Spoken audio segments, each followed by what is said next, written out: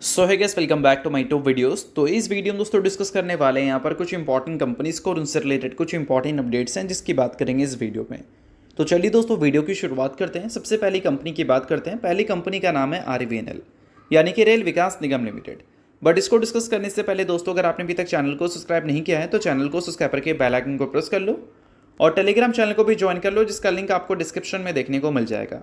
और दोस्तों एक डिस्क्लेमर भी है, जो भी कंपनी से रिलेटेड न्यूज़ एंड अपडेट्स हम लोग कवर करेंगे वो सारी न्यूज़ एंड अपडेट्स सिर्फ और सिर्फ एजुकेशन पर्पज़ के लिए, सीखने के लिए है।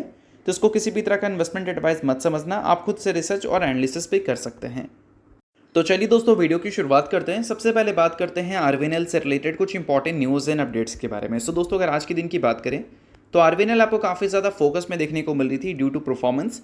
बट वो परफॉर्मेंस ऐसा नहीं कि सिर्फ हमें आरवीएनएल में ही विटनेस करने को मिला था। अब देखो, ये कंपनी काम करती है रेलवे सेक्टर में, और रेलवे सेक्टर की जो बाकी कंपनीज हैं, लाइक बात करें रेलटेल की, आरकॉन की, उसके अलावा आईआरएफसी की, या फिर बात कर सकते हैं आईआरसीटीसी की, या फिर आरवीएनएल की, इन सारी कंपनीज़ में परफॉर्मेंस आज के दिन हमें अच्छी देखने को मिली थी। अप टू 8% की तेज़ी भी देखने को मिला था। सभी में 8% की तेज़ी नहीं थी, कुछ कंपनी में तेज़ी 8% तक की थी, बाकी में उससे कम था। ठीक है, मतलब बोल सकते हैं इन सारी कंपनी में अप टू 8% के आसपास की तेज़ी देखने को हमें मिला था। ठीक है, अब इसके पीछे का प्रॉपर रीज़न क्या है? क्या कोई न्यूज़ है सेक्टर से रिलेटेड या फिर कुछ और रीज़न है? तो देखो दोस्तों, आज के दिन देखा जाए तो किसी एक कंपनी से रिलेटेड देखा जाए तो कोई स्पेशल न्यूज़ तो हमें सुनने को मिल नहीं रही है। बट बोल सकते हैं कि मल्टीपल कंपनी से रिलेटेड मल्टीपल न्यूज़ आपको पिछले कुछ टाइम में देखने को ज़रूर मिल जाएंगे, जिसका सेंटिमेंट्स आज के दिन क्रिएट हुआ है। अब देखो यहाँ पर मेंशन है कि अगर हम बात करें रेलटेल की, तो रेलटेल को मिला है लेटर ऑफ एक्सेप्टेंस यानी कि एलओए। कहाँ से मिला है भाई? बोल सकते हैं बिहार से मिला है। State project director of Bihar education project council की तरफ से उनको ये मिलती हुई दिखी है। अब इसके बदले वो करने क्या वाली है? इसके बदले वो एक ऑर्डर रिसीव करने वाली है, बोल सकते हैं, जिसका वैल्यू रहने वाला है 1000 करोड़। और सिर्फ वो एक ऑर्डर नहीं रहेगा, बोल सकते हैं मल्टीपल ऑर्डर्स रहेंगे, इसका वैल्यू 1000 करोड़ का बनता है। तो अल्टीमेटली रेलटेल से रिलेटेड ये न्यूज़ हमें देखने को मिल रही है। और अभी रिसेंट में देखा जाए तो आरवीएनएल से रिलेटेड भी न्यूज़ हमें देखने को मिला था, जिसमें 169 करोड़ का उनको एक प्रोजेक्ट मिला था वेस्ट सेंट्रल रेलवे की तरफ से, जिसमें वो लोएस्ट बिडर रहे थे। और इस वजह से आरवीएनएल भी आपको फोकस में रहता हुआ देखने को मिला है। और बात करें उसके अलावा एक और रेलवे सेक्टर की कंपनी के बारे में जिसका नाम है जुपिटर वैगन्स, उसको भी अभी रिसेंट में 113 करोड़ के आसपास के कॉन्ट्रैक्ट्स मिले थे। तो देखा जाए तो मल्टीपल कंपनी से रिलेटेड मल्टीपल ऑर्डर्स की न्यूज़ हमें देखने को मिली थी पिछले कुछ टाइम में, जिसका एक सेंटिमेंट्स आज के दिन हमें देखने को मिला है मार्केट में। तो ये सारी चीज़ों की वजह से बोल सकते हैं कि रेलवे सेक्टर आज के दिन ऊपर देखने को मिल रहा था।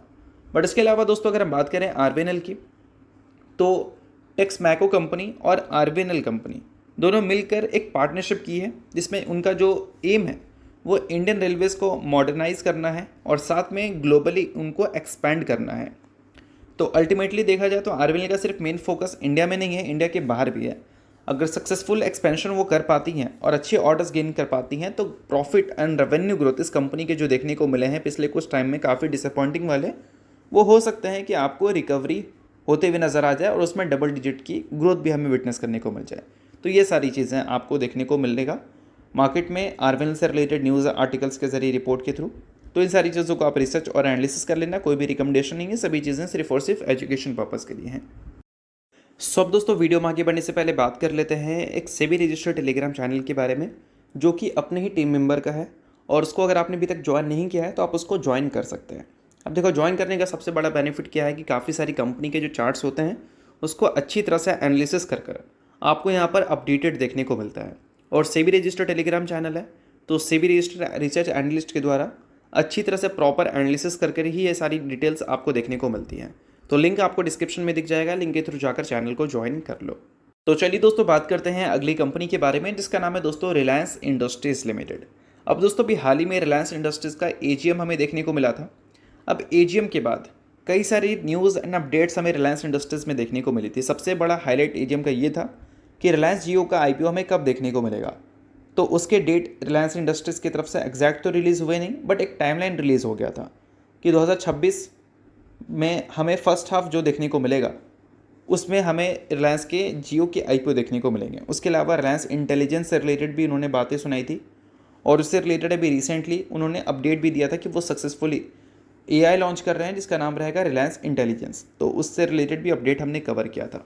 बट अभी के टाइम पे जो एजीएम में जो सबसे बड़ा हाईलाइट था रिलायंस जियो की आईपीओ का, उससे रिलेटेड आगे चलकर जो अपडेट्स हमें देखने को मिलेंगे वो हो सकता है कि पहले वाले अपडेट्स के कंपैरिजन में एकदम हमें डिफरेंट देखने को मिले।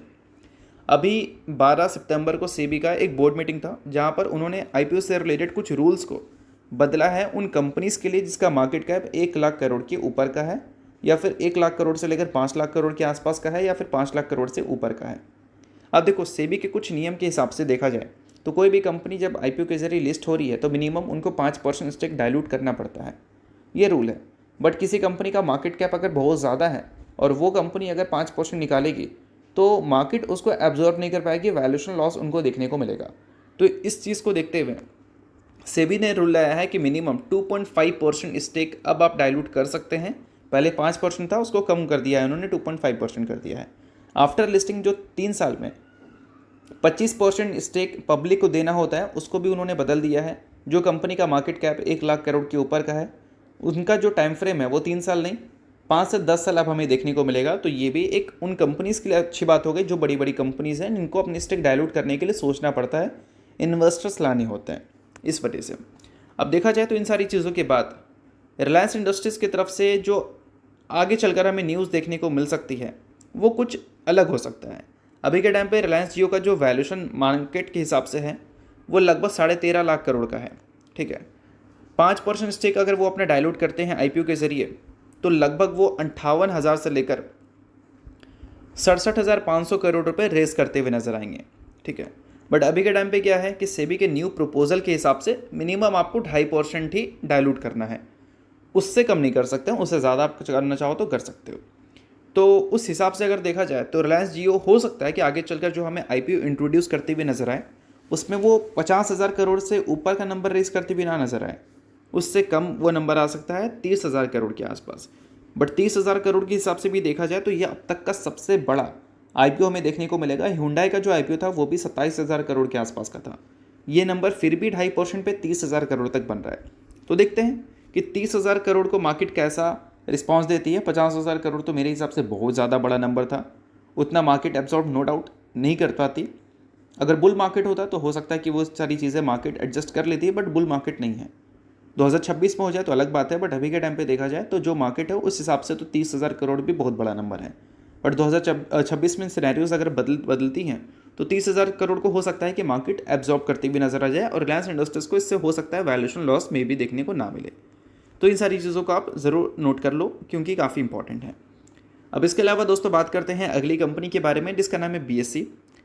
बट इसको डिस्कस करने से पहले दोस्तों अगर आपने अभी तक टेलीग्राम चैनल को ज्वाइन नहीं किया है तो उसको जाकर आप ज्वाइन कर लो। सेबी रजिस्टर्ड टेलीग्राम चैनल है, लिंक आपको डिस्क्रिप्शन में देखने को मिल जाएगा। हमारी टीम मेंबर का है, कोई भी तरह का डाउट एंड क्वेरीज अगर आपको रहता है तो टेलीग्राम पे आकर अपनी क्वेरीज को क्लियर कर सकते हैं। मार्केट से रिलेटेड कुछ सीखना है, समझना है तो वो सारी चीज़ें भी आपको यहाँ पर मिल जाएगा। तो चलिए अब बात करते हैं बीएससी के बारे में। तो सेबी के जो बोर्ड मीटिंग के आउटकम्स थे उसमें सिर्फ हमें आईपीओ से रिलेटेड ही चीज़ें देखने को नहीं मिले थे, एक्सपायरी से रिलेटेड भी देखने को मिला था, बट एग्जैक्ट वो न्यूज़ नहीं देखने को मिली थी। अब आप सभी को पता है कि बीएससी से रिलेटेड लगातार एक रिपोर्ट पब्लिश होता हुआ दिख रहा था। स्पेशल से बीएससी से रिलेटेड नहीं है, मतलब ये जिस सेक्टर में काम करती है उस सेक्टर से रिलेटेड था। रिपोर्ट क्या था भाई कि वीकली जो एक्सपायरी है उसको सेबी ख़त्म करने वाली है। अगले 1 महीने में कंसल्टेशन पेपर सेबी इशू कर देगी, उसके बाद वीकली एक्सपायरी ख़त्म हो जाएगा। बट अभी के टाइम पे सेबी की तरफ से क्या सुनने को मिला कि हाँ भाई वीकली एक्सपायरी ख़त्म करने को लेकर हम काम कर रहे हैं, जल्द ही वो सारी चीज़ें आपको सुनने को मिलेगी। अब एक चीज़ तो क्लियर हो गया कि वीकली एक्सपायरी तो ख़त्म होगा, बट सेबी ने ये चीज़ क्लियर नहीं किया कि वीकली एक्सपायरी अगर ख़त्म होगा तो कौन सी एक्सपायरी हमें देखने को मिलेगी। क्या हमें मिड एक्सपायरी देखने को मिलेगी, यानी कि मंथ के बीच में एक एक्सपायरी होगी और मंथ एंड में एक एक्सपायरी होगा, या फिर हमें से मंथ एंड में ही एक्सपायरी देखने को मिलेगी। तो वो चीज़ सेबी ने क्लियर नहीं किया और वही चीज़ मार्केट को देखना है कि क्या चीज़ हमें सेबी की तरफ से अल्टीमेटली फाइनल आउटकम्स में देखने को मिलते हैं। तो इस हिसाब से देखा जाए तो जेफरीज के एक रिपोर्ट थे जिसमें उन्होंने सिनेरियोज रखा था कि ऐसे सिनेरियोज होंगे तो बीएससी के नंबर्स में कैसा इम्पैक्ट हमें देखने को मिलेगा। तो देखो दोस्तों, पहला सिनेरियो में अगर हमें फोर्टनाइट एक्सपायरी देखने को मिलते हैं डिफरेंट डे में, यानी कि एनएससी और बीएससी के दोनों अलग दिन में एक्सपायरी देखने को मिलते हैं, तो बीएससी का जो बोल सकते हैं मार्केट शेयर है वो तो वो रिटेन कर लेगी, बट बीएससी के जो टर्नओवर हैं या फिर बीएससी के जो प्लेटफॉर्म में प्रीमियम टर्नओवर से हमें देखने को मिलते हैं वो 66,000 करोड़ के देखने को मिलते हैं, जो कि गिर सकता है 26.8% से, और इससे जो EPS है उसमें इम्पैक्ट हमें देखने को मिल सकती है। और उसके अलावा सिनेरियो 2 की बात करें, डिफरेंट डे में एक्सपायरी अगर हमें देखने को मिल गया, मंथली एक्सपायरी अगर सिर्फ रहती है तो उस केस में भी क्या है कि एवरेज डेली जो टर्नओवर है उसमें 77.5% की फॉल हो सकती है और 33,000 करोड़ तक वो नंबर आ सकता है। और अगर मिड मंथ में अगर हमें एक्सपायरी देखने को मिलती है और एंड मंथ में भी एक्सपायरी देखने को मिलती है, लाइक अलग अलग दिनों पे, तो उस केस में क्या है कि एवरेज डेली जो टर्नओवर है उसमें हमें 46% की फॉल विटनेस करने को मिल सकती है, और इससे क्या है कि EPS 20% तक गिरता हुआ नजर आ सकता है। और दोस्तों अगर हम बात करें सेम डे पे अगर एक्सपायरी देखने को मिल गई मिड मंथ में, तो उस केस में क्या है कि जो एवरेज डेली टर्नओवर है बेसिक के प्लेटफॉर्म में वो 66% से गिरकर 50,000 करोड़ तक आ सकता है 2027 के फाइनेंशियल ईयर तक। और इससे जो EPS है उसमें 32% का इम्पैक्ट हमें विटनेस करने को मिलेगा। और सेम डे पे अगर एक्सपायरी देखने को मिलती है मंथ एंड में, तो उस केस में क्या है कि सबसे खराब सिनेरियोज हमें क्रिएट देखने को मिलेगी, जिसमें NSE के पास मार्केट शेयर हो सकता है ज़्यादा जाता हुआ दिख जाए और BSE के पास कम आता हुआ दिखे। और इस केस में क्या है कि जो नंबर्स हैं वो 80% तक गिर सकता है, 29,000 करोड़ तक टर्नओवर्स आ सकते हैं, और EPS 27 के फाइनेंशियल ईयर में 38.5% से गिरती हुई नजर आ सकती है। बट ये सारी चीज़ें क्या है, रिपोर्ट्स के जरिए हैं, ये कोई ऑफिशियल खबर नहीं है कि ऐसा ही चीज़ हो जाएगा। अब देखो, मार्केट तो ये भी उम्मीद कर रही थी कि जब एक्सपायरी जब बदलेगा, NSE की एक्सपायरी और BSE की एक्सपायरी जब शिफ्ट होंगे एक दूसरे को ओवरलैप करेंगे, सॉरी ओवरलैप नहीं मतलब बोल सकते हैं चेंज करेंगे, तो उस केस में BSE का मार्केट शेयर गिर सकता है 4 से 5% तक। बट ऐसा हुआ नहीं हुआ। तो इस वजह से इन सारी चीज़ों को कभी भी ब्लाइंडली फॉलो मत करना, सभी चीज़ें रिपोर्ट हैं, तो हो सकता है कि इन सारी चीज़ों के हिसाब से ही हमें आगे चलकर डेटा आती हुई देखने को मिले, या हो सकता है कि इसके अपोजिट देखने को मिल जाए। मार्केट है, कुछ भी हो सकता है, इस वजह से ब्लाइंडली फॉलो मत करना। तो इसके अलावा दोस्तों अगर हम बात करें BSE के नंबर्स के बारे में, तो आगे चलकर उसमें भी इम्पैक्ट हमें देखने को मिल सकता है अगर ऐसे सिनेरियोज इंप्लीमेंट होते हुए दिखते हैं तो। बाकी कोई रिकमेंडेशन नहीं है, सभी चीज़ें सिर्फ और सिर्फ एजुकेशन पर्पज़ के लिए हैं। तो चलिए अब बात करते हैं अगली कंपनी के बारे में, जिसका नाम है नज़ारा टेक्नोलॉजीज लिमिटेड। रिसेंटली कंपनी ने स्टॉक स्प्लिट और बोनस की अप्रूवल दी थी दोस्तों। स्टॉक स्प्लिट और बोनस के अप्रूवल की बात करें तो स्टॉक स्प्लिट 1:2 के रेशियो में कंपनी ने दिया था, और बोनस 1:1 के रेशियो में कंपनी ने दिया था, जिसमें कंपनी ने एक के बदले एक इक्विटी शेयर बोनस के तौर पर दिया था और एक के बदले 2 इक्विटी शेयर स्प्लिट के तौर पर दिया था। सो अगर आप इस कंपनी के शेयर होल्डर हैं तो बेशक इस न्यूज़ को आप नोट डाउन कर सकते हैं। शेयर होल्डर नहीं है, इग्नोर कर सकते हैं, न्यूज़ थी इस वजह से मैंने बता दिया, बाकी ये किसी भी तरह का रिकमेंडेशन नहीं है। तो चलिए दोस्तों, ये वीडियो यहाँ तक था। करता हूँ वीडियो आपको अच्छा लगा, वीडियो लाइक कीजिए, पहली बार सब्सक्राइब कीजिए। वीडियो देखने के लिए बहुत बहुत शुक्रिया।